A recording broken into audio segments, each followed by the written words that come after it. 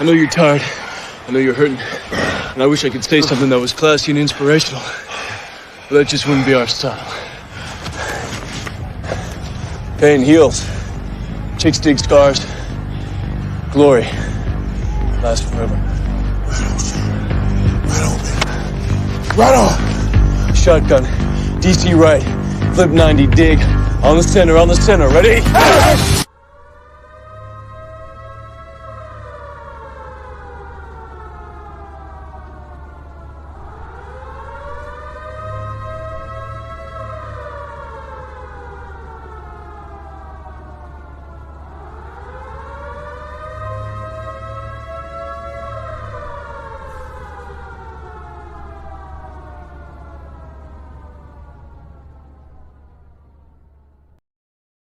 Ladies and gentlemen, welcome into the Air Raid Hour presented by Buffalo Fanatics. My name is Steve Mathis. You can find me, as always, on Twitter at Judge Mathis, joined by my co-host Dave Tilton. You can find him on Twitter at Tilt Money.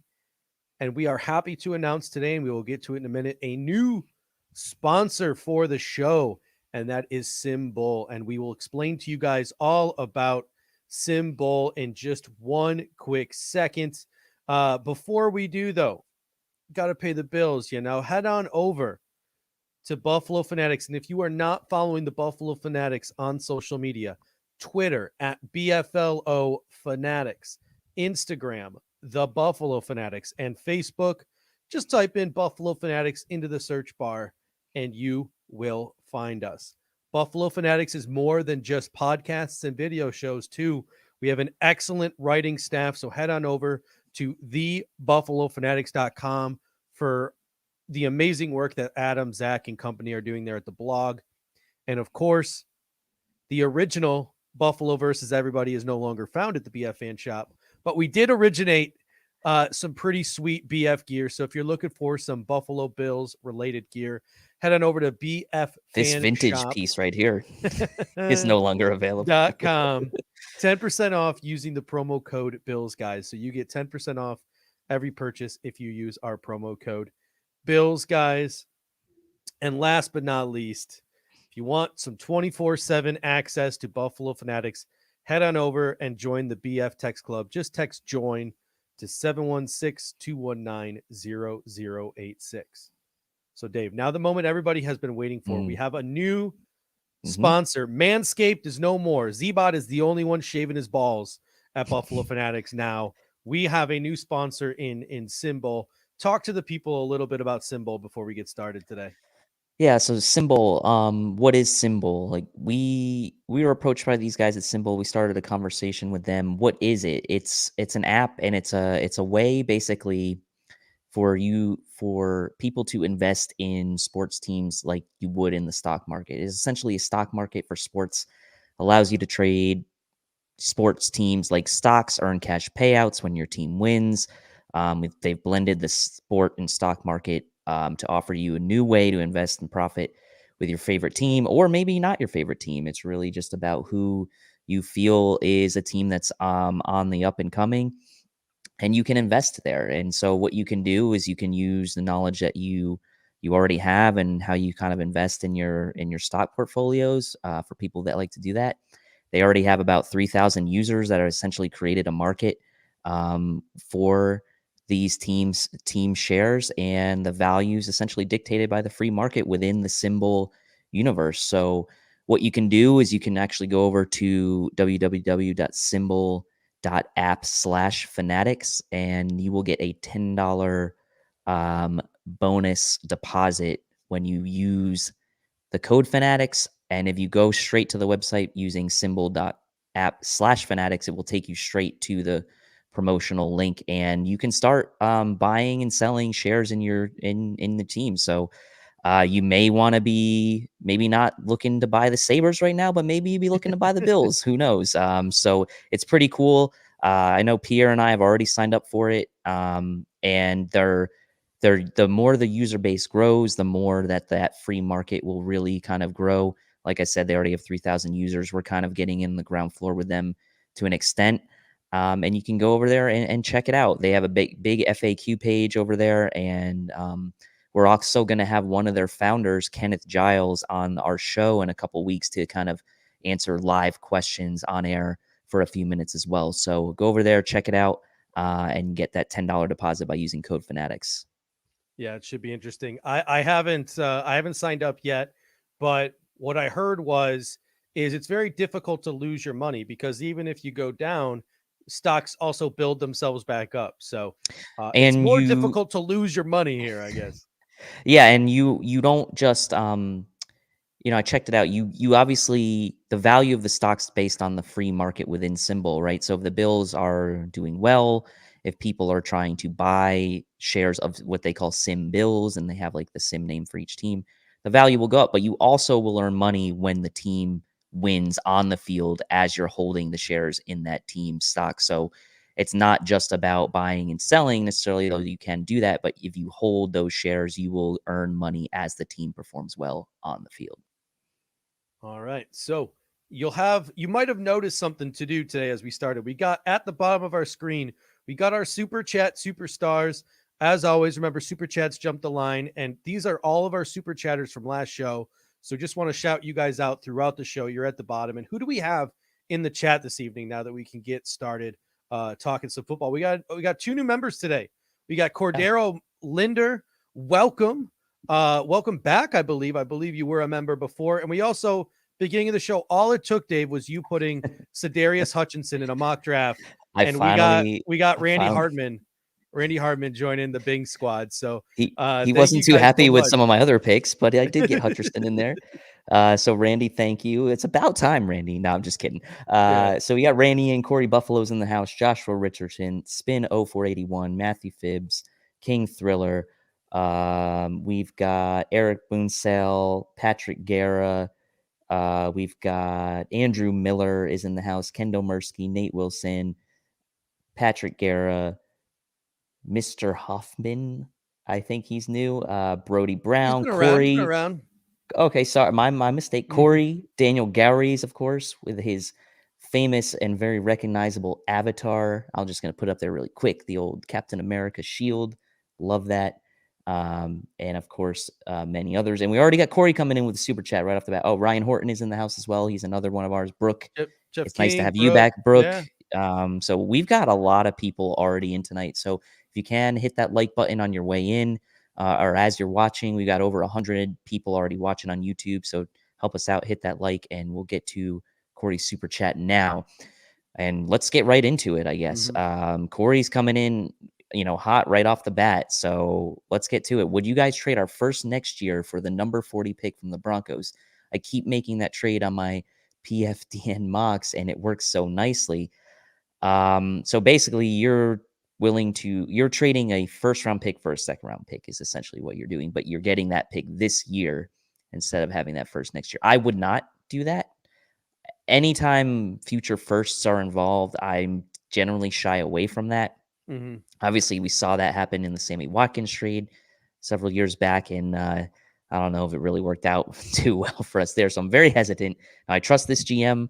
I trust Bean to make the right moves for this franchise, but this seems even a little aggressive for Brandon Bean. What do you think?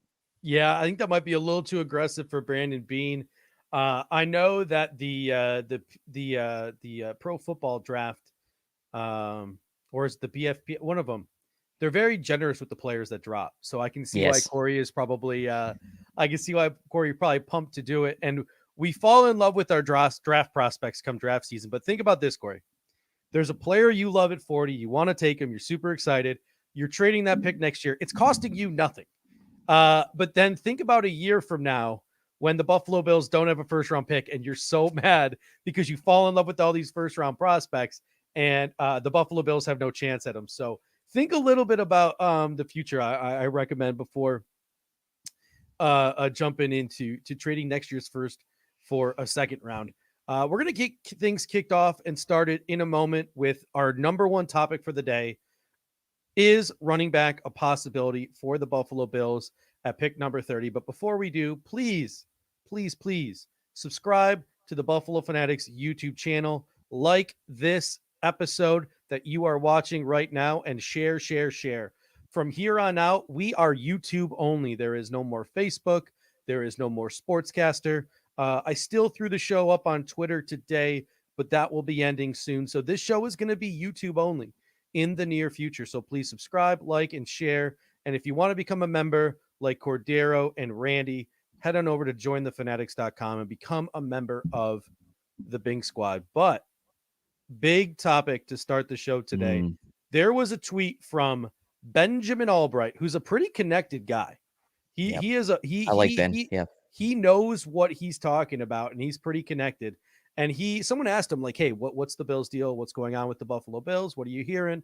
All these different things." And Ben Albright comes in and says, I think they've got an eye on the running back market, also willing to be flexible if a player of value falls in their lap." So it seems to Benjamin Albright, who's a pretty connected guy, that the Buffalo Bills may have their eyes on a running back at pick 30. Are you surprised by that? Brandon Beane seems like a very sound decision maker, a guy Mhm. who's done all the right things for the most part since he's gotten here. He seems like he'd be on team.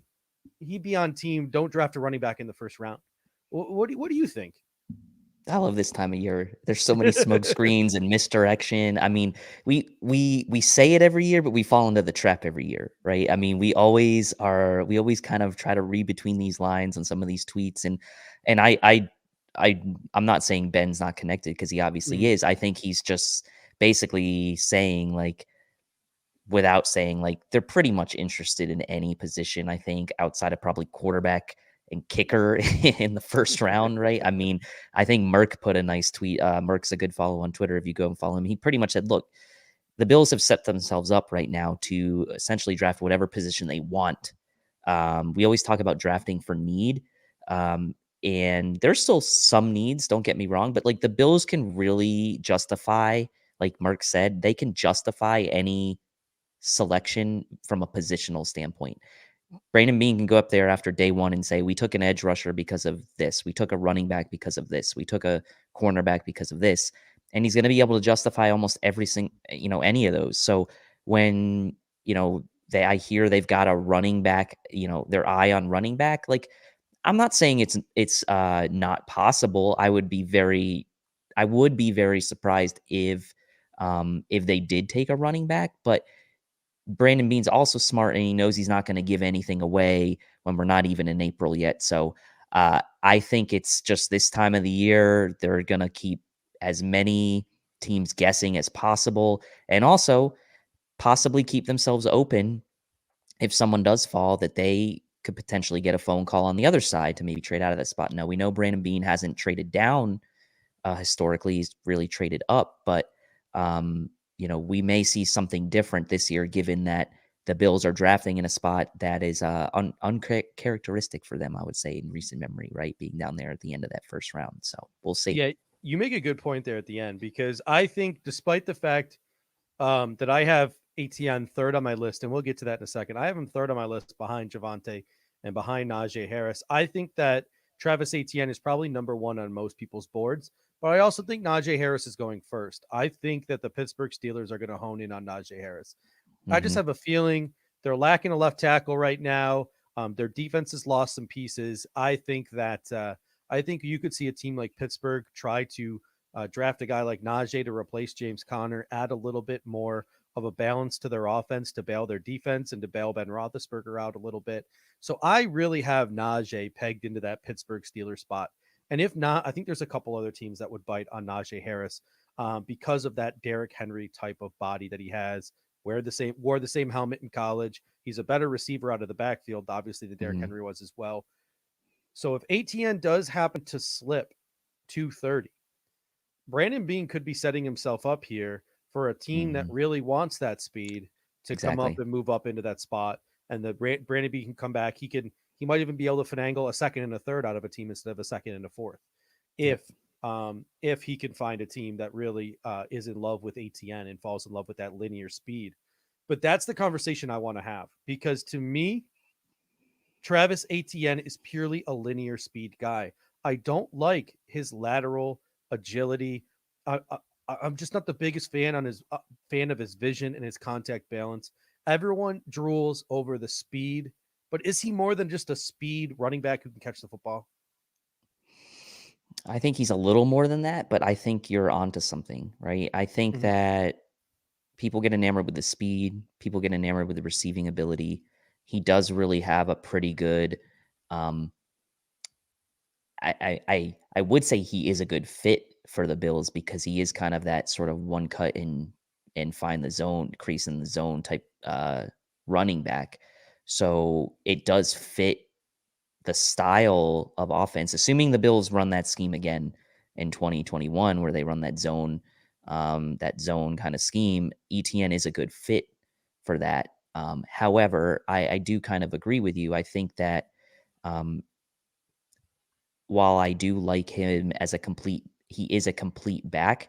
There is a reason that people aren't, I know running back's been devalued in recent years, but there's a reason he's not being considered in the top 5 like a Saquon Barkley was a few short years ago, right? I mean, he has a few flaws. Like he's likely there's a good chance he's not even the first running back picked in the draft. So I'm with you. I mean, Javonte is my number 1 running back Mhm. personally, just out of preference. I think he's as far as like balance between speed, contact balance, vision, receiving ability, making yards out of nothing. I feel like he's more of the guy I would want, but I wouldn't discount ETN as a fit for the Bills. I do think he's a fit, although I'm kind of with you as far as the linear speed.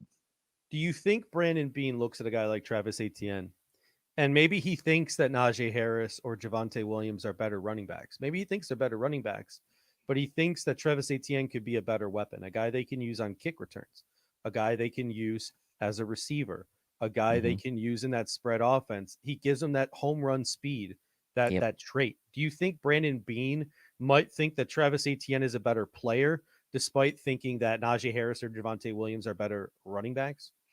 It's certainly possible, and it also allows Brandon Bean to knock a few birds out with one stone, as so to speak. If he thinks like, oh, Mhm. I don't have to worry about getting a kick returner or punt return, a guy with kick return or punt return ability later in the draft because he can do it. He can also play receiver if I need him to play out of the slot. If Cole Beasley needs a like, if Brandon Bean's looking at it like that and saying like, I can use this guy as a or the coaching staff can use this guy as a chess piece. Um, in multiple situations, then you could say that there's more value potentially to a guy like that than otherwise. However, you also have to realize what the opportunity cost is there. So Mhm. if you're saying like if Travis Etienne's going to offer me punt return and kick return ability and slot receiver ability and be a running back for me, is that worth passing on a guy like a Jalen Phillips, let's say at edge, and getting a guy that is a pure receiver that does kick returns and punt returns later? What is the opportunity cost? Is there the cost benefit there of kind of not picking a guy that does multiple things, but you lose out on another position or you lose out on another, playmaker that could really be a difference maker as a standalone position. That's where I struggle. And I typically find myself leaning towards I'd rather go for the non-running back and take guys with those traits either later on in the draft or find guys with those traits in the bargain bins of free agency. That's just my personal opinion. Yeah, and Ryan Horton comes in here with a comment that I really like. He says, "Not a popular opinion, but I would want exactly what CJ Spiller kind of back. The ability to take it to the house on any play would be a great fit in our offense. Name a player on our offense other than Stephon Diggs who could catch the football and take it to the house from 60, 70, 80 yards. There's nobody. I Yeah. mean, there's no one on the team right now that can do Sanders is that. getting up there at 34. He's still got good burst, but I don't think he's going to take him to the house. Cole Beasley's certainly not going to take him to the house. You could maybe throw Dawson Knox in there, but he's With probably an going to angry fumble run, it maybe. and fumble it on his way there. So yeah, that ability to hit the home run, and that's the reason why I think they've been talking to Anthony Schwartz, Rondell Moore. There's a reason why I think they're talking to these guys with speed. I think that's a trait that they would like to add to this offense. A guy who can take it to the house by just catching the football at the line of scrimmage and running from wherever he is. So that's a Mhm. great point. We got a super chat here from Skyline 15. We appreciate it, Skyline. He says, "Would you agree that we have to draft a running back if we are keeping the same offensive line. There has to be change. Last season proved that. Said they like Moss and Singletary. That's a great question. What are your thoughts there? Is drafting a running back mean our offensive line is 100% coming back, same as it was last season, with the exception of maybe Cody Ford over Ike Bucker at left guard? Well, this is the thing that's a little bit confusing to me, right? Because on one hand, you have Brandon Bean say we're happy with the running backs and we feel like we can run with what we have. But on the other hand, you have these offensive linemen that you're bringing back, and there's no one new in the room as of now that really didn't perform that well last year, at least on the interior from a run blocking standpoint. So either you're hoping on a little bit more cohesion and continuity with, less injuries, and improvement in play, some self-correcting, as a lot of people have said, and I get that, maybe a slight alteration in scheme.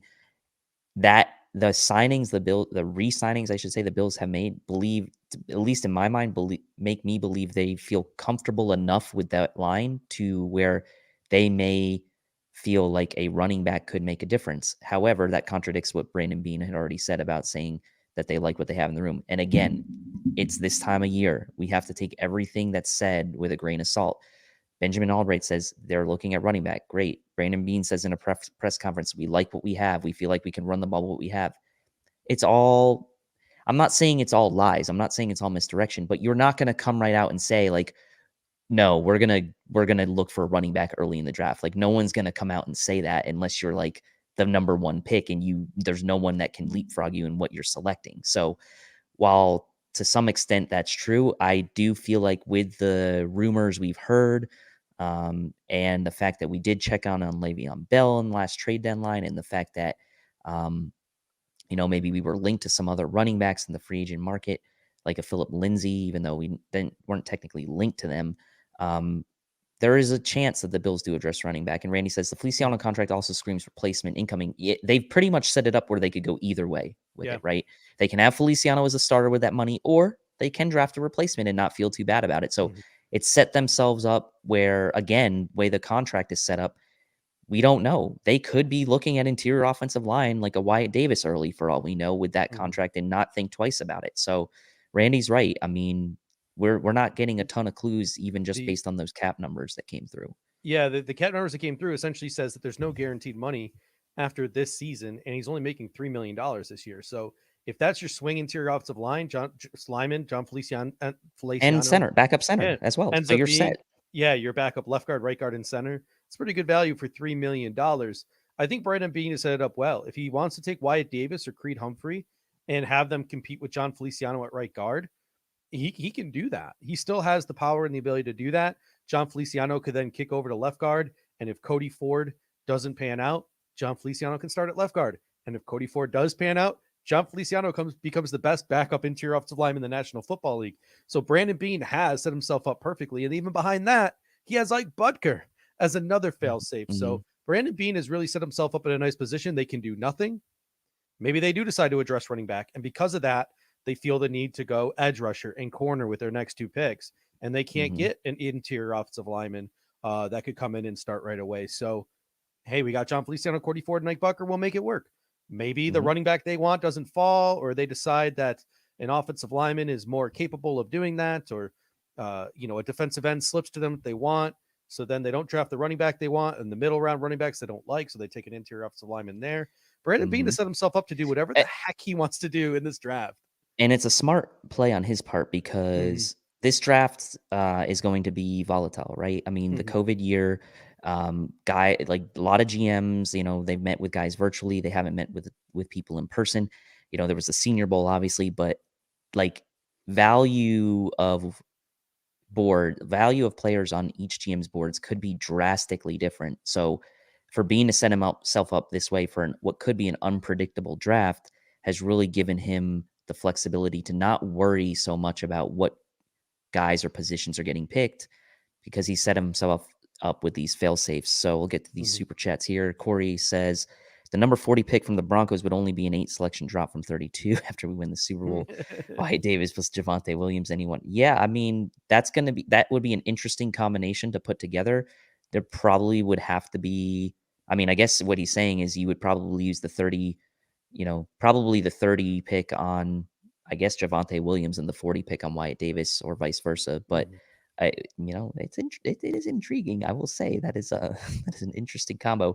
Yeah. Truth to Hearts, always with the the namesake, the truth. He brings the truth, right? He says, I don't know why people think you can't get better at doing the same thing. Just because the running game has to get better doesn't mean that our players can't do it. It's called repetition. I mean, there is truth to that.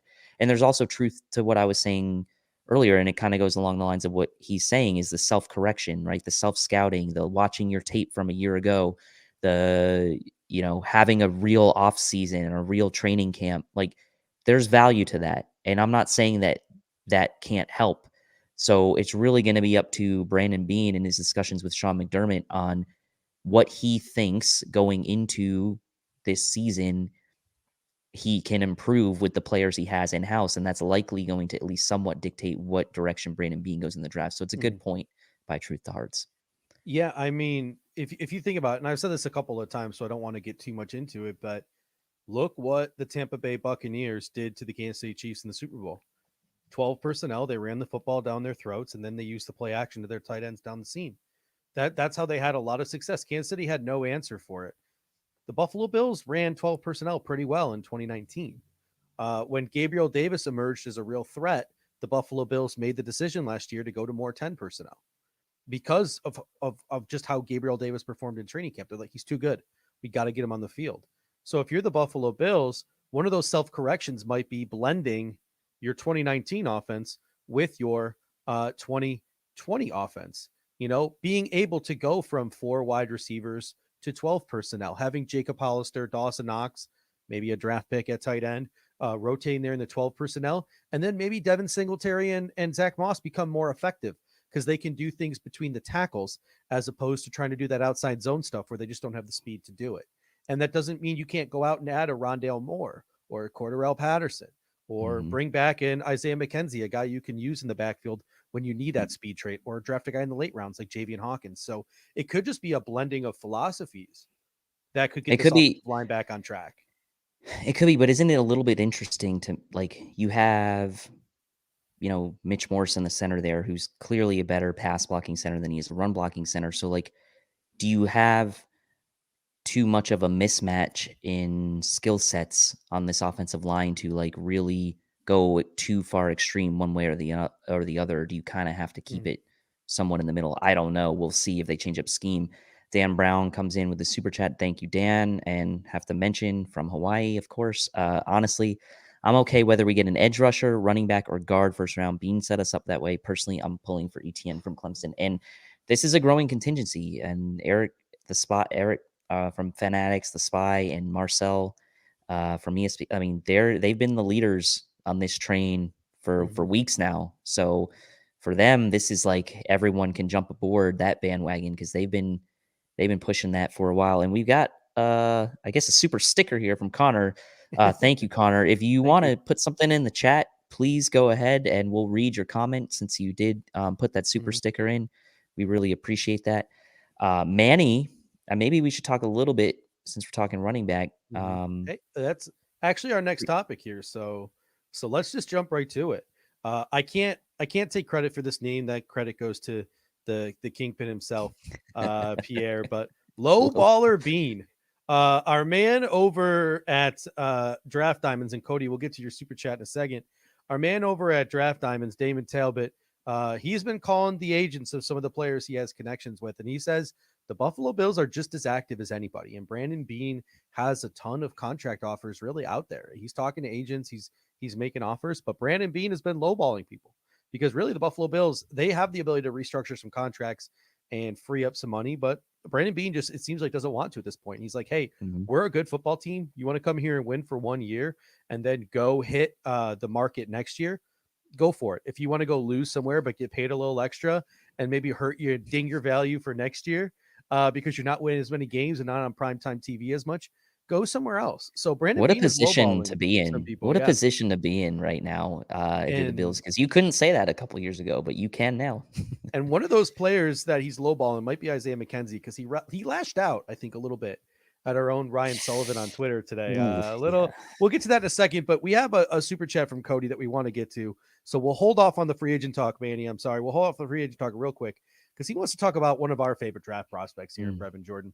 If Brevin Jordan is there at 30, do you think they take him? Seems like a monster at tight end. Personally, I'd do it. I have a first round grade on Brevin Jordan. I don't think Brandon Bean would. I don't think the NFL community agrees with my grade on Brevin Jordan. What are your thoughts as someone who has also graded Brevin Jordan in the first round? Wow. Look, if it's me and I'm sitting there and Brevin Jordan's on the board, and let's say some of my top edge prospects are off the board, and you're choosing between Brevin Jordan and like maybe an offensive lineman or something, then it'd be really hard for me not to pull the trigger on a guy like Jordan, like a skill position player like that. The mock I put out today, I obviously had him in the second round, but if the Bills feel like all those edge guys they want maybe, or there's not one of the premier corners that they want or not there, then it could be a real possibility because we've seen that after you get past like the Pitts and the Brevin Jordans and the Freiermuths, there's kind of a drop off at the tight end position. I know people like Tremble and I know people like Hunter Long, but I mean those three guys are really in my mind in a class of their own in the top tier. So if Brandon Bean's comfortable doing that, then that's fine. But as like Randy pointed out today to me on Twitter, and as we know, that's a pure luxury pick if you make that pick at 30, because we know tight ends, even the highly drafted ones, don't typically come in year one and make a huge impact. I mean, you look at the last couple of years, TJ Hawkinson, his rookie year, he really didn't have much of an impact. He had a good impact last year in his second year. Noah Fant, same thing, right? Not a lot going on his rookie year, stepped up a bit last year. So to me, that's really a luxury pick. And although I do have a first round grade on him, I don't necessarily think it would be the smart move or the move that Brandon Bean would make at 30. Yeah, no, I'm agreeing with you. Like, I love Brevin Jordan. I think he also might be a little too similar to Jacob Hollister and Dawson Knox, where he's Yeah. that kind of like. Don't get me wrong, he does more, and I think that's a bad comparison because I think he does so much more. But I think that's what a lot of teams might view him as, and I think the Bills might be honing in on a guy more like Hunter Long, a guy who can work the seam, is a little bit taller, the Tyler Croftish type of tight end. We got Connor coming in here saying, I'm pulling for edge at 30, Aziz, Paye, Greg, Jalen. We're actually going to get to edge soon because we're going to be talking about edge rushers today. I got a nice little DM from BFLO Mafia News the other day showing me a picture of AJ Epinesa working out from his Instagram. So we're going to talk a little bit about AJ Epinesa, and we're going to talk about a little bit of how we can add some youth to that defensive line just a little bit later in the show. But before we do that, let's get back to the free agency a little bit. Low ball or bean? Is there any players sitting out there right now that you would be willing to throw a pretty decent sized contract at? Not like a low ball contract, but like a 1 year, let's go $4 to $8 million. Is there any free agent out there in the market that piques your interest that you'd be willing to restructure a Trey White or a Deion Dawkins to get your hands on? Let me take a quick look at my list here because it's really been picked over. At least the guys that I had on my Mm-hmm. list. I mean, I might be willing to throw like a 1 year contract at a Deion Jordan, a pass rusher. Mm-hmm. I might be willing to throw a 1 year contract at uh, maybe like a Philip Dorsett. I don't know if he signed back with the Seahawks yet or not. If he did, then obviously that's off the table. But here's the thing. The guys that I like that are still out there are more of like what I would consider sort of bargain bin high potential younger players, like the Roderick Johnsons of the world. Those are the guys I'd rather go after rather than, throwing like a 1 year deal out. Like Clowney, maybe. A lot of people are like Mm-hmm. um split on Clowney. I think if you could get Clowney for $5 million or under, that's worth a risk in my opinion. I mean, I know a lot of people don't like Clowney, but as an edge, run defender who can, you know, at least be a presence on that line for you, even if he's not going to get the huge sack totals, I would consider it, right? I would Mm-hmm. consider it. Depends on how deep into the restructuring you want to get. Otherwise, if you're Brandon Bean, you say, look, if you're not willing to take 1 year, $4 million with us, that's fine. We'll move on. We won't worry about it. Deion Jordan's a guy that you probably can get for $1 million or $2 million Mm-hmm. for 1 year. So um, maybe an edge guy, but again, I kind of keep wanting to go younger on that D line. So as far as positions of need, corner and edge, but the edge guys I don't really want to spend money on because I'd rather draft them, and kind of the same for corner. So to be honest with you, I'm kind of like, unless we go out after a younger guy like a Roderick Johnson who can be here for 3-4 years, I'm kind of fine standing pat until the draft, honestly. Yeah, I mean, there's a number of names I have my eye on. Two of them are in the graphic below. A lot of people are mentioning Richard Sherman in the comment section. What I have to say about Richard Sherman is I'm looking for someone who's a little bit more scheme versatile. Richard Sherman is very much a zone corner. I want a number 2 corner that can play a little bit of man-to-man defense. That's why I'm rooting for Dane Jackson over Levi Wallace, because he's a little more physical. I think Sue re-signed with Tampa, if I'm not mistaken. So I think he's off the table. Yeah, I haven't Bobby. seen that yet, but like Butler as Butler to be CB2, Carlos Dunlap to add to the defensive line rotation, whether it's Ndamukong Suh or Jarrell Casey. The defensive tackle rotation could add another veteran presence, or even at wide receiver, Cordarrelle Patterson or James White are 2 guys that I'd throw some money at. But here's the thing. I don't want to do it until after the draft, and I don't know how long these guys are going to last. And that's the problem you run into, right? Because what happens if you go out and sign Carlos Dunlap? And then, Kwity Paye drops to 30. What happens if you go out and you sign Malcolm Butler and Caleb Farley drops to 30? Because I know he's got some injury things going on. Or you have a chance to trade up and it's going to cost you very little for JC Horn because he slipped. Like, if you draft those guys, it starts to get you out of that mindset of BPA, because you sign a corner, then you start looking at edge, or you sign a running back, then you start looking somewhere else. So to me, that's where I struggle with this. Is I feel like that's going to start shifting my focus from BPA in the draft. Whether it shifts Brandon Beane's focus, I don't know. But there are plenty of players out there. I think White, Patterson. You mentioned Butler, or I'm sorry, you mentioned Deion Jordan, Jadeveon Clowney, Carlos Dunlap, Malcolm Butler. Even if they do decide to go after like a Richard Sherman or something like that, there are plenty of guys out there who could still make an effect on this football team. So it'll be interesting to see how long it takes them to realize what their market is and maybe accept an offer from the Buffalo Bills. Could we see a signing this week? Could we see a signing next week? We wait until after the draft. So it'll be really interesting to see. Dan Brown coming in saying, also, thank you guys for all the work you put in this offseason. It's not easy, but you, Rico, and everyone make it go by a breeze. That's the goal, is to make this offseason go by as quickly as possible. It's going to be a little bit more difficult after the draft. That's when things are going to get dicey here on the Air Raid Hour. But thank you, Dan. We appreciate your support. Keep up all that great work you're doing over there on the Buffalo Fanatics Facebook. And Isaiah McKenzie's another guy I think the Buffalo Bills might be lowballing. I said it jokingly earlier. But our Ryan Sullivan was like, guys, you can get Isaiah McKenzie type talent in the 5th round, and Isaiah on Twitter, and Isaiah McKenzie responded to him, was like, yeah, but you're gonna find a guy in the 5th round who in that limited of a role is gonna get you 5 touchdowns. Like, so Isaiah McKenzie slapped back at Ryan a little bit. It happened last year between Jordan Phillips and Bruce Nolan. Like, it happens. People put takes out there on the internet. I remember one time, this was, a decade ago. Dante Whitner DM'd me on Facebook. Like, he literally sent me a DM on Facebook, like, tell me to go F myself. Like, so literally, like it happens, and you don't want Dante Hittner after you. It's no, you don't. It's not fun, but yeah, it's just a crazy world we're living in. And it's just like a situation where maybe Isaiah McKenzie is one of the guys that they're lowballing. And here's the thing. I remember on the first day of free agency, Jamal Agnew signed with the Jaguars. And I said, let's see those numbers, because Jamal Agnew and Isaiah McKenzie are the same person. Agnew's got a little bit more upside, but they're the same person. And sure enough, he went out there and he got his Albert Wilson deal. 3 years, $21 million, like a big contract, $7 million AAV. Do I think Isaiah McKenzie in a normal year could probably go out there and push a $4 or $5 million contract because someone was impressed with what he did in a limited role in Buffalo? Heck yeah, I do. But guess what? This isn't every other year. It's not. And I think McKenzie's finding that the market is dry for his services. And I bet a bunch of teams are lowballing him right now. And I think where Isaiah McKenzie's probably struggling is do I go back to Buffalo, where once again I'm option 5 in the receiving core because they signed Emmanuel Sanders?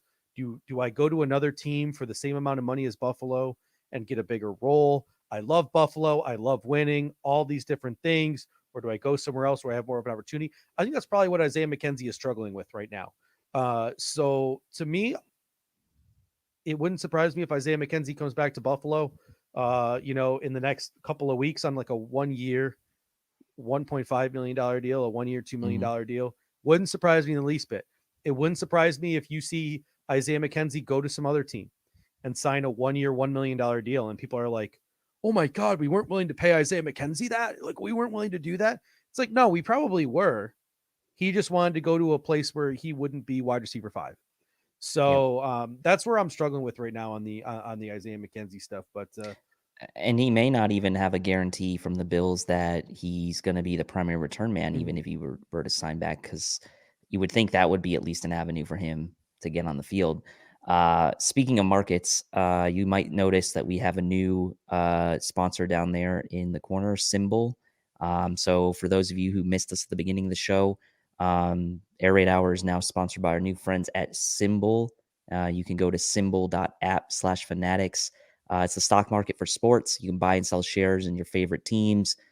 You know, they've got all the major sports teams on there, the Bills, the Sabres. So if you want to, sell your shares of the Sabres, go right ahead. If you want to buy your shares of the Bills, you can go ahead and do that. Get a $10 deposit bonus by using code Fanatics on there. They have a great FAQ on there to get you started. So check that out. It's symbol.app/fanatics. Yeah, we got some more Buffalo Bills news today too. So Brandon Beane made some headlines today, and by that I mean he just was doing his job and somebody saw him out doing his job, but he was at the Florida State Pro Day. So Brandon Beane made himself some headlines today by being in person at the Florida State Pro Day. Mike Tomlin was also there, along with their GM Kevin Colbert in Pittsburgh. I saw a couple other big names were at that Florida State Pro Day. I got pretty well ratioed on Twitter today from our Bills guys account because I forgot like half the names that I have. So first of all, I was on my lunch break, right? So I quickly saw it and I said, Hamza, Tamion Terry, and Marvin Wilson. I forgot Asante Samuel Jr. I forgot Janarius Robinson. So there's hey, you got some support here. You got some support here. So there's a couple of players that I forgot in my tweet. I apologize. But my question to you is this. I've been hesitant. I've been hesitant to put Hamza in some of my mock drafts lately because I hadn't seen him linked to the Buffalo Bills. Now that Brandon Beane himself was in Tallahassee today at the FSU Pro Day, should that signal to Bills Mafia that Hamza is very much on the Buffalo Bills radar? Well, you would think, right? Because it seems to be something that they'd be interested in. You think about who they had kind of scouted in 2020. I mean, they did scout one game of Florida State in 2020 per Dean Kadig, who we know is all about that stuff. So you would think that guys like Hamza, Asante Samuel, Marvin Wilson would be guys that are on their radar. So, I put my mock draft out today before that was announced. I probably would have went back and put Hamza as my pick in the 3rd round. Had I done that before Beane went to the Pro Day. I think he's going to really fall in love with what Hamza can bring on the field, versatility wise, size wise, coverage wise. The problem you might have there is where does Beane value that position for this defense right now? Right? Is it something where he feels like we need to invest a day 2 or day 1 pick for a guy that we need to get on the field right away? And if so, then Hamza may be in the mix for you. If you're there and you're Brandon Beane saying, look, that's still kind of a luxury for us. That's not something that we expect a guy to come in and play. We don't really have a spot for him to play day 1. Then unfortunately, he's probably not going to be in consideration. If it's me, I'm trying to find someone to fill that type of role that I can get on the field in meaningful games in 2021. And so for me, I think Hamza would be clearly in the mix, along with guys like Richie Grant or, Melon Fonwu, guys that we think that could fit that role.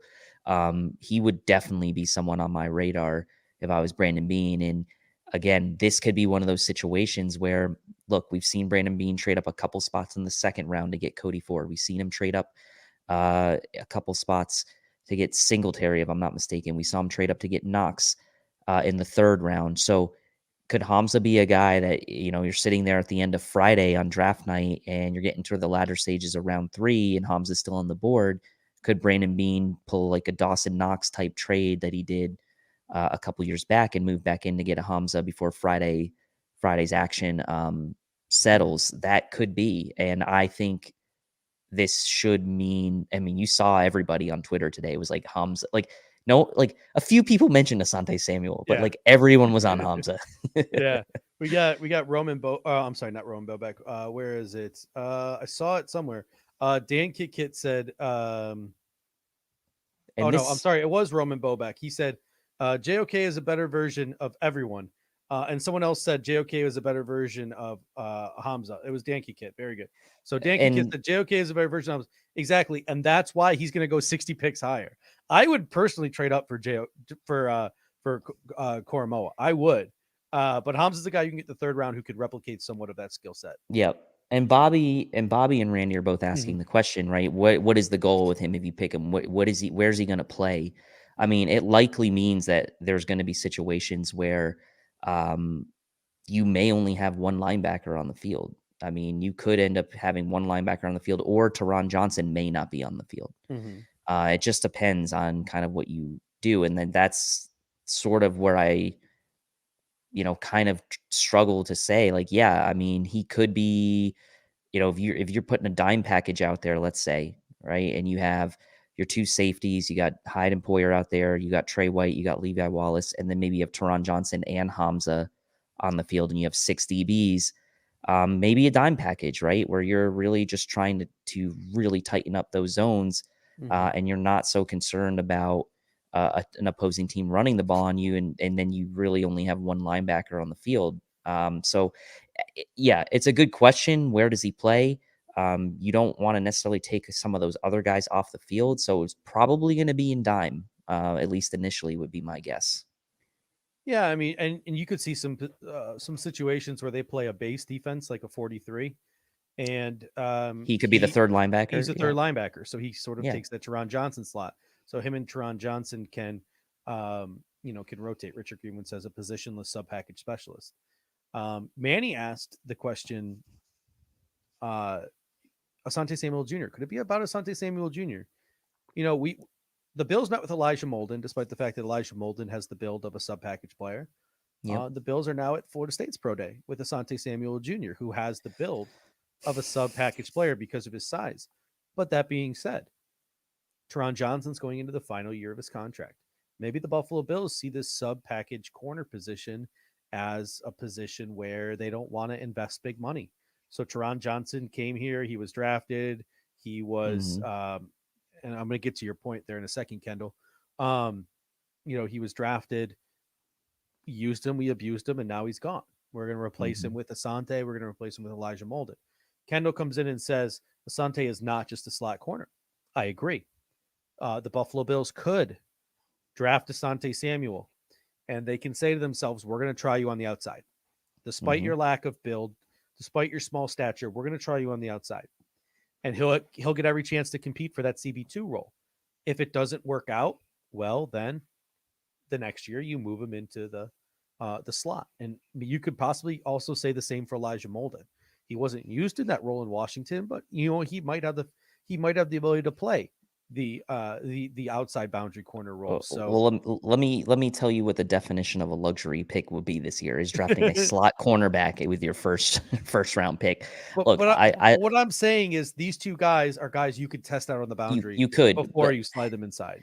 There are better, in my opinion, there are better fits for the outside in the Bills scheme than Asante Samuel. And I like Asante Samuel, but he's more of a man coverage corner, which maybe who knows, maybe we'll play a little bit more man coverage. Maybe we need a little bit more of that type of skill set, but it doesn't seem like a fit to me from a scheme perspective or a size perspective to put him on the outside. And I'm not saying he can't play on the outside. It doesn't seem like a fit to me. I mean, who knows? I could be eating my words and they could draft Asante Samuel with pick 30 and they'll explain to us how they see him. I agree. Like there are other guys, Melanfonwu, Stokes, J.C. Horn. Those are guys to me that fit better what the Bills would do schematically, and they're all boundary guys. So, and also Melanfonwu probably gives you some versatility as well. Could maybe kind of He play can do what Hamza yeah, and right. and he can play So, nickel. He so can play what? big nickel. He can play corner too. So to me, he's more valuable Mhm. than Asante Samuel. And now Asante Samuel in a specific scheme and in a specific situation could be an overall better player, maybe. But is he a fit for the Bills? That's where I struggle. I don't necessarily see that. Again, I could be wrong. I don't know. All right, let's move on to our next segment here, and I want to talk a little bit about your mock draft. So Oh. break down for the people here. Break down for the people here your mock draft, and I'll keep it up here as you break it down real quick. Yeah, so here's the thing. I'm going to start doing this thing, mock draft Monday, whatever you want to call it. I'm going to start putting out one of these per week. And what I'm going to do is I'm going to try to take it a little deeper than what you see online, where a lot of people kind of just post their mock drafts and they kind of move on. I'm going to try to really put some thought into these mock drafts. I'm not saying other people don't, but I really want to kind of keep the number of mock drafts I do that I publish out pretty limited. And I want to try to think a little bit creatively with how I'm approaching these. So in this specific one I did today, I actually did trade up in the first round. I gave up a 5th and a 6th rounder to move up into the 24 spot to go after that edge guy in Jalen Phillips. And I felt like, I owe Casey Reed an apology. Fine. I'll publicly apologize to him. I was I not big refuse. on I I did was nothing wrong. I was not big on Jalen Phillips a couple weeks ago. I liked him the more and more I watch him. There are still concerns I have, but I'm kind of getting over some of those.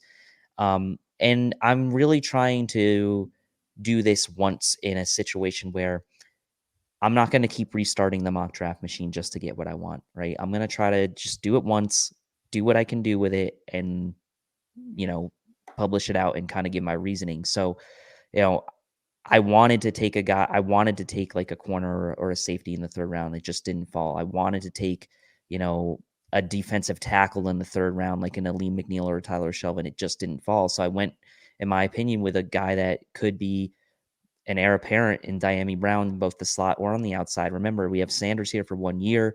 Cole Beasley is awesome, but we're going to eventually need to have a guy that can replace him, and Diami can play outside and inside to start with. Brevin Jordan may seem like a luxury pick, but in the 2nd round, I felt like it was worth it. And so you still get that edge guy in the 1st. Hutcherson is a guy that we know Randy really likes. He can play guard, both guard positions. He even played a little tackle in college, although he's going to be a guard in the pros. Can play either side. He's got a lot of experience, played a ton of games. He's a good run blocker for South Carolina. And then Avery Williams, a guy the Bills met with who, addressed that corner position late. Again, he's more of a slot-sized guy, but he is a really dynamic kick and punt returner. So you kind of knock that bird off. And look, I know there are mocks where people like Quitty Pay falls to them at 30, but like I said, I'm doing it once. I'm letting the board kind of come to me, and I'm going to do that every Monday with a little snippet like that for each one. And I have one other rule I'm putting in place for these mock draft Mondays. Mhm. Every guy you saw on that list is off limits for the next mock draft. I cannot repeat Ooh. players. So every mock draft you will see from me on Mock Draft Monday from here until the draft Mhm. week, it will be a completely different list of players, no repeats. Yeah, and I'm going to get to a point too because you took an edge rusher in the 1st round, and Jeff King's about to ask about edge rusher in a super chat. And I'm going to get to edge rusher in a second as well. I'm not going to give my thoughts. I'm going to give my thoughts on what I think the Buffalo Bills would do. But quickly before that, we actually had you're a man of the people, Dave. We had 2 super chats come in while you were talking. Oh, sorry about that. No, you're good. I was literally going back and forth between the banner, trying to be a good producer. So we did miss you. So we apologize. We're gonna hit him up right now. Jeff King, our main man over here, one of BF's biggest supporters. Always appreciate you. Says, hey guys, I haven't had the time to research this, which is basically why I watch you guys. But who are we looking for at ed? But who are we looking at edge rusher in this draft? And if so, who are we looking for? And that's a perfect setup, Jeff, because I have these 2 guys in the image below. Number 1, I think that the plan at edge rusher, a lot of it has to do with AJ Epinesa. I think there's a reason why we haven't chased a Carlos Dunlap yet. I think we want to take a guy relatively high. I don't think it's going to be Jalen Phillips, just because I'm the kind of guy who I want to see the player at least somewhat connected to the Bills before I go out and like really feel confident like mocking them to the team. I think AJ Epinesa is going to be a big part of it. Um, BFLO Mafia News sent me a picture of him on Twitter working out. You can go find the picture on his Instagram. He looks like he's up somewhere between 265, 270. He's looking rather bulky. He's looking pretty good. I think AJ Epinesa is going to have a really good rebound year next year, and he's going to be one of our solid rotational defensive ends going forward. He's going to be a 5 to 8 sack a year guy who's going to be able to set the edge, be able to get pressures even if he doesn't get sacks. He'll be a solid rotational player, I think. The two names, and I'm not saying I like one of these guys because one of these guys I don't like, but the two names that I have a hunch, one of these two guys are going to be Buffalo Bills by the end of May, by the time the draft is over. And that's the two guys pictured at the bottom. Joseph Osai from the University of Texas and Joe Tryon from the University of Washington. The Buffalo Bills have met virtually with Joe Tryon, and Dan Morgan was at Texas's pro day. And I believe it was Cover One who said, according to Cover One sources, Dan Morgan had his eyes on the defensive ends the entire time. So it seems like Joseph Osai might be a guy the Buffalo Bills are honing in on. These are two guys that I feel confident that if I mock them to the Bills, I might actually be right.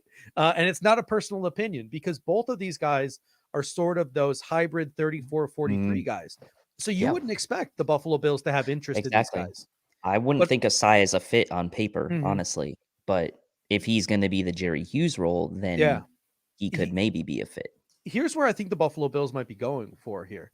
They're going to try to find a guy who can be a situational edge rusher in year one, a guy who can come in on passing downs and be that pressure guy, play a ton of special teams, and they can slowly groom him behind Jerry Hughes. Hmm. So, Daryl Johnson stays, AJ Epinesa stays, obviously Addison and Hughes stay. And then they're that fifth defensive lineman who plays special teams, who comes in, does that situational stuff, maybe even does some linebacker stuff, but they develop Joe Tryon and Joseph Asai behind Jerry Hughes Mm. to try to be the next Jerry Hughes. So you have your AJ Epinesa, the bigger, bulkier guy who can maybe play the left end, even though he did slim down a little bit, and then your next Jerry Hughes over there in either Osai or Tryon. So that's where my thought process was with those two guys. And then we have John DeMarshi coming into the super chat as well. Always appreciated, John. He said, guys, if you already covered this coming in late, apologies. ETN was 215 and ran a 4.440 at his pro day. He's a 205.43 guy with burst and vision. He can run inside. Javonte Williams and Najee Harris are thumpers. ETN is a guy we don't have. We actually did talk about that earlier. And I believe it was Ryan Horton who brought up the point, like, who else can hit a home run on this team other than Stephon Diggs? There's not a lot of guys who can hit a home run on this team. So that could be Travis Etienne's ticket.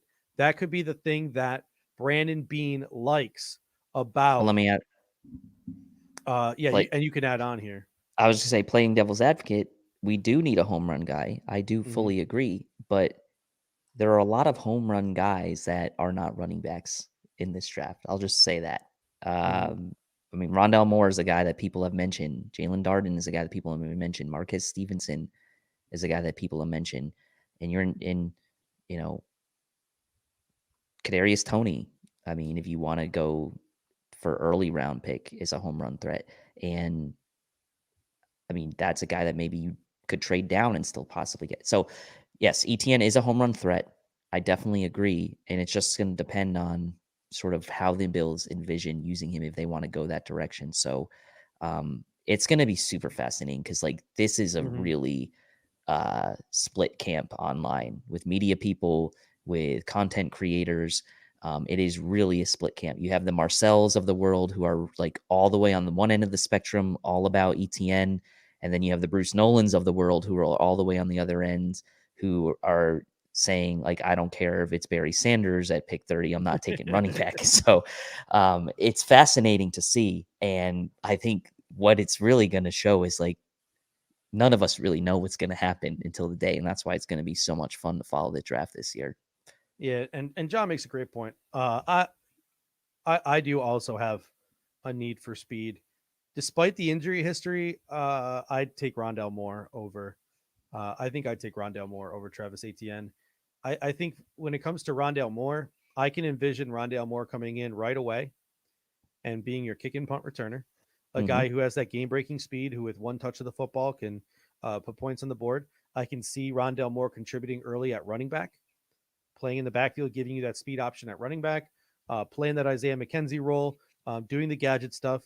And not to mention, Rondale Moore's had an injury history too. Yeah, So big one too. Big injury history. And he's not the most refined receiver because he's missed a lot of time. So he's a guy you can come in and you can utilize for what he is, a great athlete. And over time, develop him into a role in your offense as an actual receiver. And what's so great about Rondale Moore, Kendall Mursky says modern day Percy Harvin. I've also seen a lot of Steve Smith comps because of how thick he is, like in his lower half. And he's a guy who could play inside and outside if you develop him properly.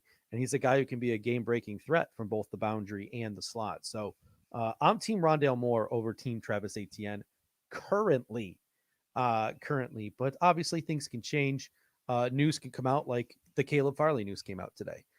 Caleb Farley, who everyone assumes is going to be a top 15 pick, the guy could be a third, fourth rounder now with some of the back injury news that's coming out. And about Greg Caleb Newsome Farley. could find himself in the first round after all this is said and done. So it's all looking great for JC Horn. That's all I'm gonna say. My every day, my hopes and dreams of. I think JC Randy Horn, just got a hard on from that. Yeah, Randy hard. He's really a hard man right now. But yes, I think that my dream scenario is that JC Horn drops into the 20s and the Buffalo Bills can pull the trigger, a first and a third, to move up and get JC Horn. That's my dream. That's the dream world I'm living in right now. Because we talk about not getting the sacks, right? Well, part of that could be coverage. If we can lock people down more, if we can get another corner, a guy who can play a little bit more man, we can jam receivers at the line. We don't have to drop our guys back so much because Levi or Josh Norman can't handle it.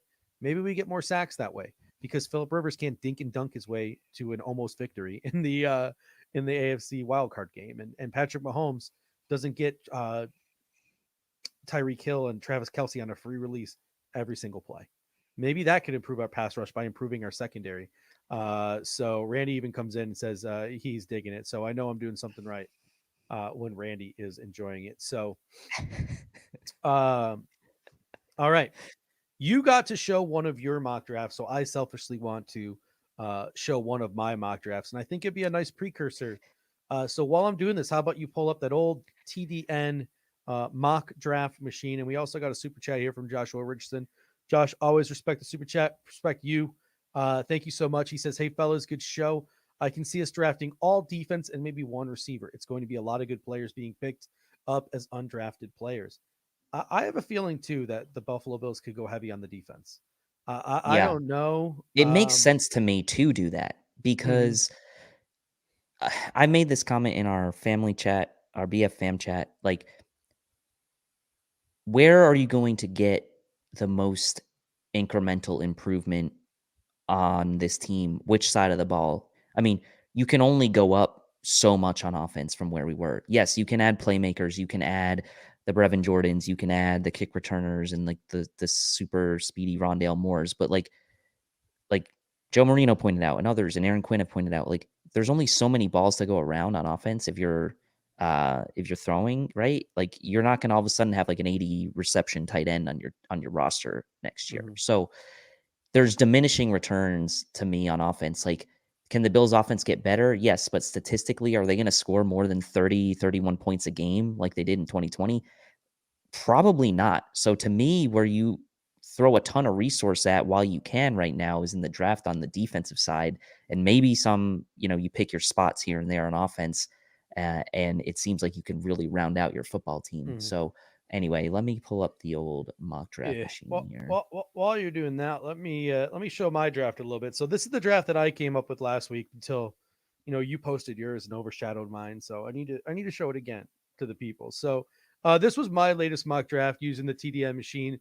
My new favorite trade is with Seattle, who has a whopping 3 draft picks this year. So my favorite trade right now is with Seattle, and it gets us back into the 4th round. So we trade our 2nd round pick to Seattle to move up to their 2nd round pick. And in exchange, we give them 2 5s and get their 4. So Seattle gets 3 picks. This is harsh, man. Thomas says Judge Rock's tilt puts me to sleep. Oh no. Ouch. Ooh. That's fucked up, man. It's actually my burner. That's my burner. So oh my god. don't feel bad. It's my burner. Man. So my mock draft was this. I had the Buffalo Bills taking Rondale Moore at pick number 30. Like I said, he gives you that kick, that return ability, that punt return ability.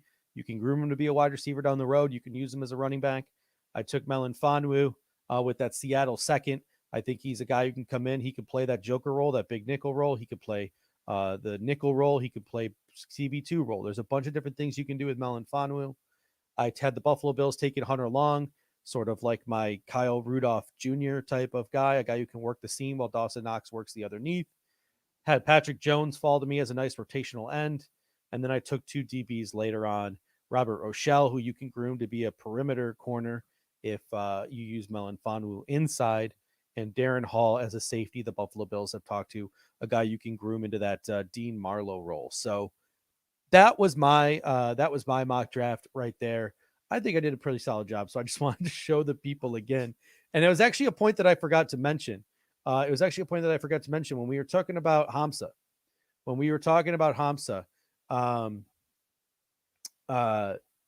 Someone said, when's he going to play?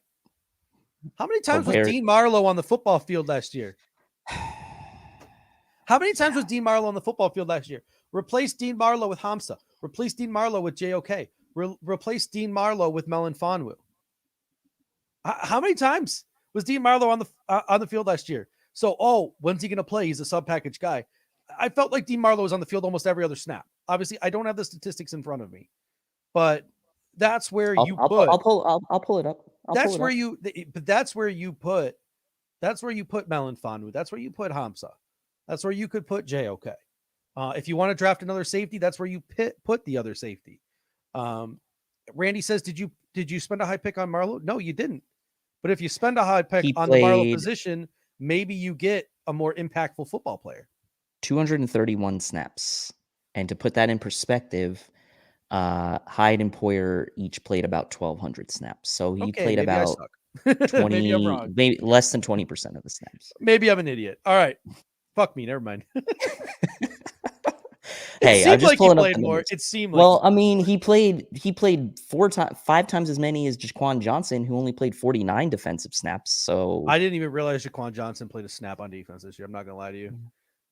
Dean Marlowe graded out really well as a pass rusher, actually. Yes, Randy, I got wrecked. I understand. Okay. All right. So let's get this going. That's what happens when you're live. This is a podcast. I could have edited that out. John, well, thank you, John. I need my ego massage every once in a while. So thank you for that. I do my best here. I try to be the yin to your yang a little bit here. So look, I mean, that's fine. People don't have to like me. That's okay. It was one man, Till. It was one man. I know. All right, here we go. Putting it behind me, and I'm sharing my screen. Mm-hmm. Everyone's favorite. Well, we know it's Randy's favorite part of the show Randy, we had a good conversation today on Twitter about draft philosophy, and then he was getting on my case about drafting tight end, and then he went and showed me a mock where he drafted a tight end in the second round, I think. So anyway, here we go. Let's get this thing started. Are we doing trades? Let's do it. Why not? Okay.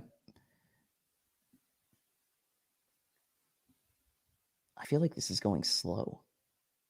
Do you? If it is, the trade machine's not on. Oh, the trade machine's on.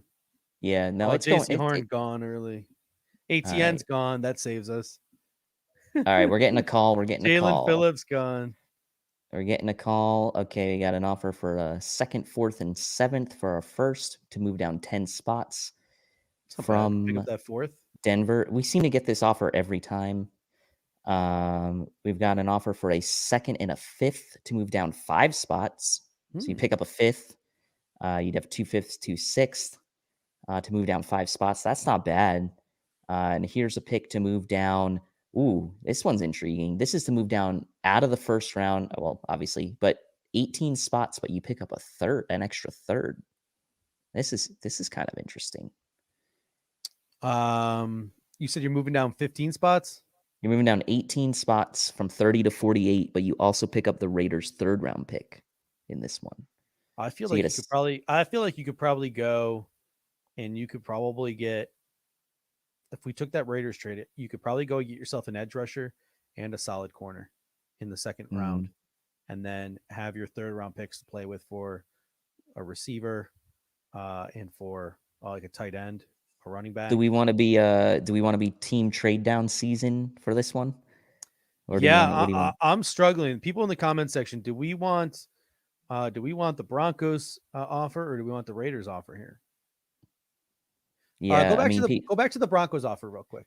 all right, here we go. Broncos. This is the one we seem to get every Counter.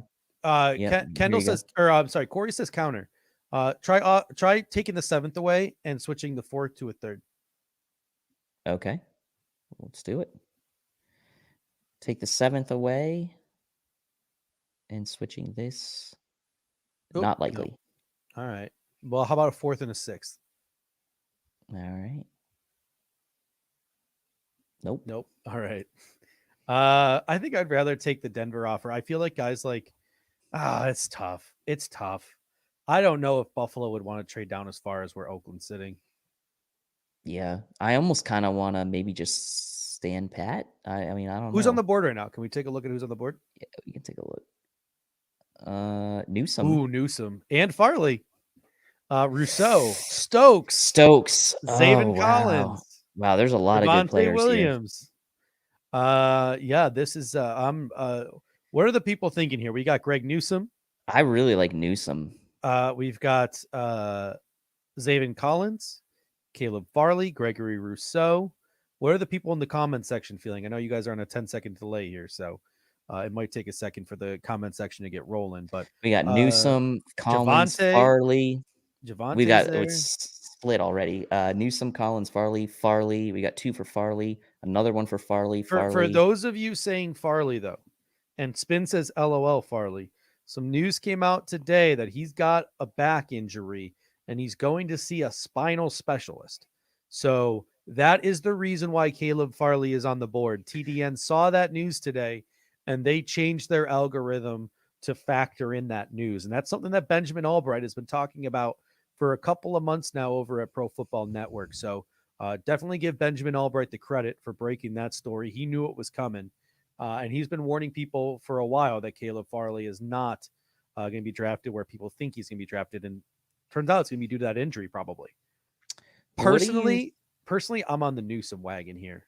I'm on the Newsome wagon, but I could also be convinced to call up our boy Dave Gettleman there at pick 42 and try to maybe sneak another 3rd rounder or 4th rounder out of this draft. Newsome's gone.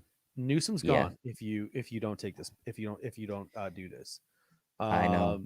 A lot of people like Stokes' speed. Greg Newsome ran just as fast at a 40 or close enough. Dylan, Elijah Moore. I like Elijah. Jason. I mean, there's a lot. Can I lie to you? Like, can I not listen? The guy gives me Aaron Maben nightmares, but Jason Away is so intriguing to me. He is just a freak. I mean, there are a lot of guys that if you go down to 42, you could get Rondale Moore probably at 42. Freiermuth, Wyatt Davis. I mean, should we at least try, or do you want to just go with Newsome? Give Gettleman a call. All right, I'm going to give Gettleman a call. Let me give good old Gettleman a call here. Offer maybe a 1st and a 5th for 2-3. All right, let me get a Gettleman on the horn here. Where is... Okay, and okay. So I'm going to offer the 1st. I want pick 42, and I want pick 76, and I might offer them one of our 5th. Yeah, one of our 5ths. Nope. Let's see. They're picking the 3rd round. Okay, how about this? Give them 1. Mm-hmm. Oh, shoot. I didn't. Yep. Give them 3. Wait.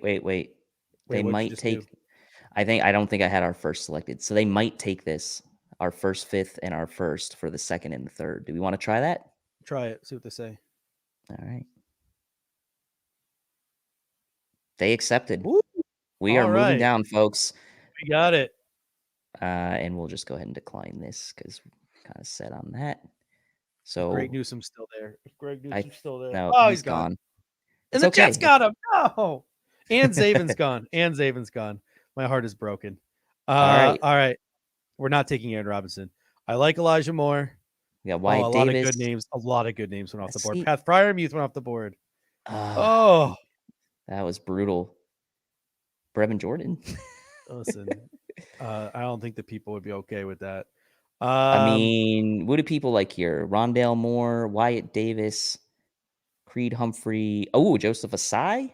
Asai and Melon Fonwu would be the pairing that I think I would want.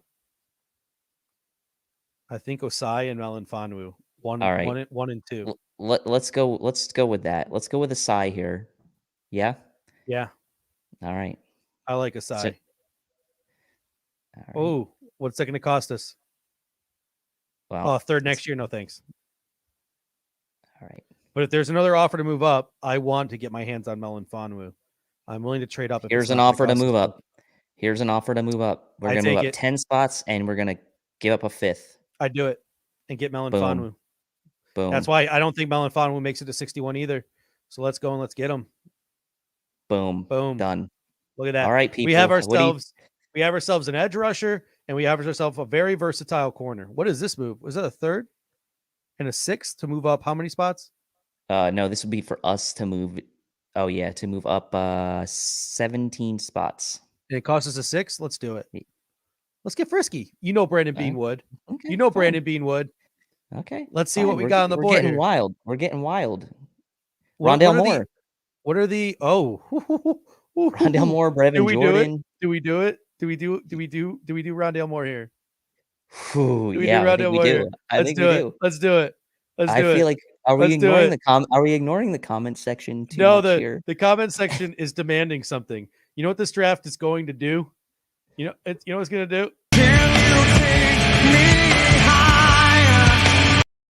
This draft is going to take us higher, baby. Oh my god. Oh my goodness. But I mean, if you look at something, I'm feeling something in my downstairs right now. I'm not going to lie to you. If J2 Fele falls,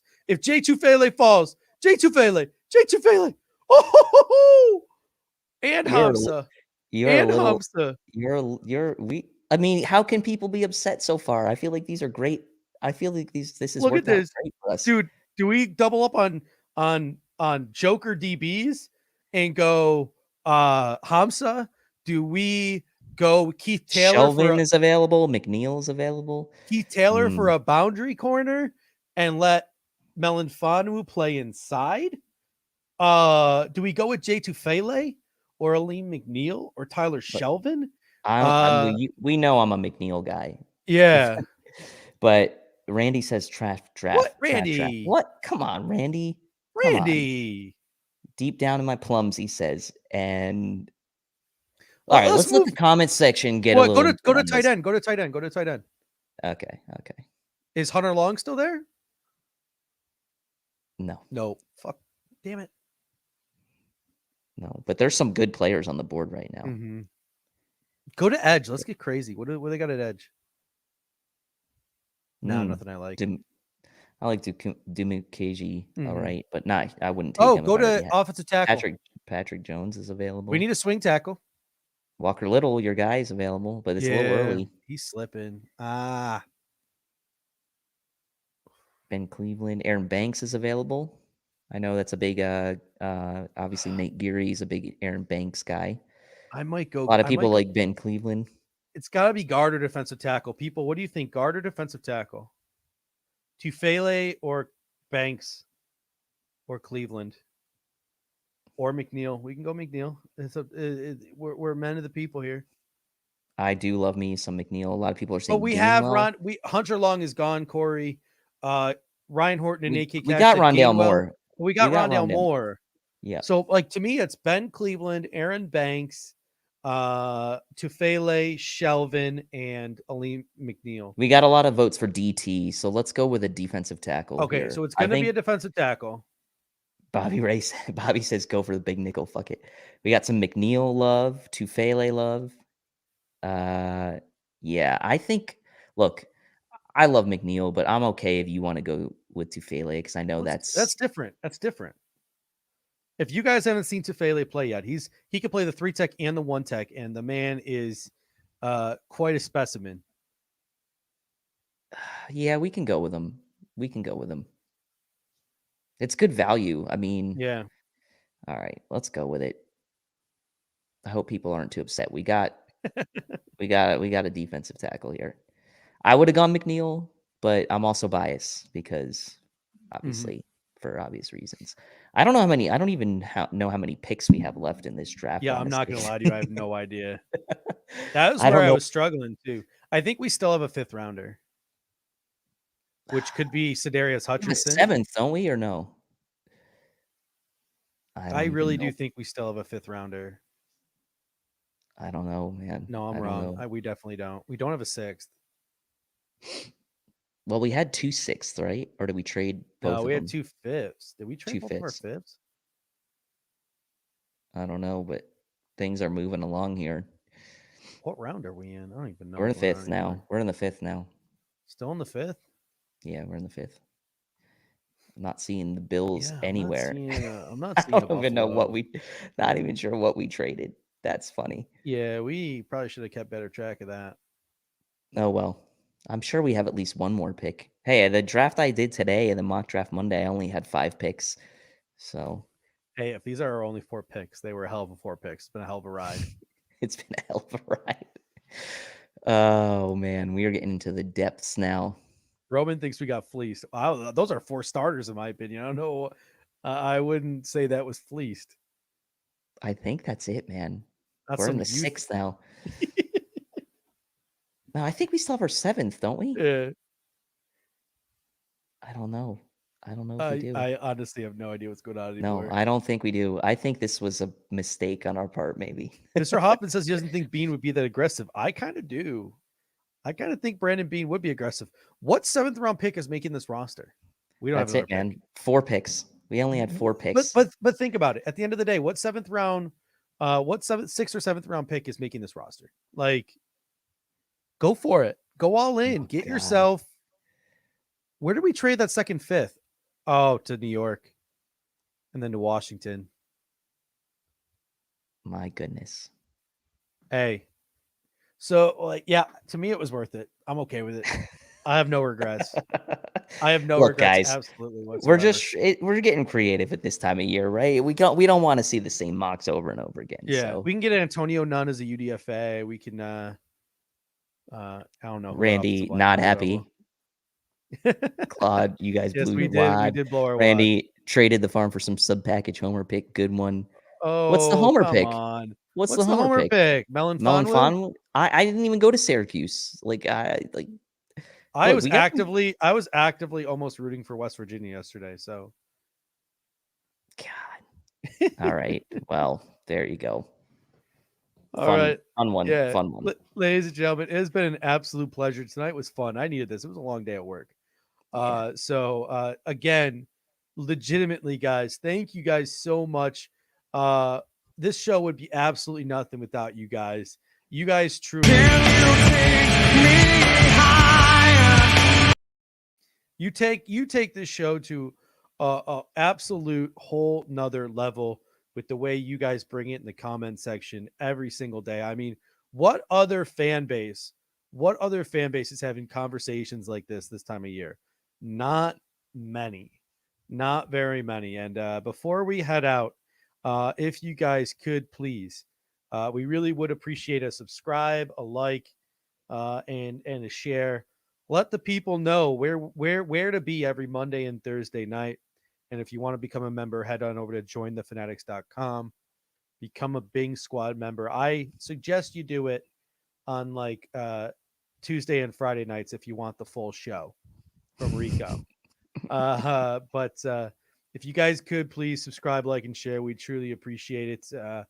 It has been a great night. Every single one of you guys killed it. Until next time, go Bills. Go Bills.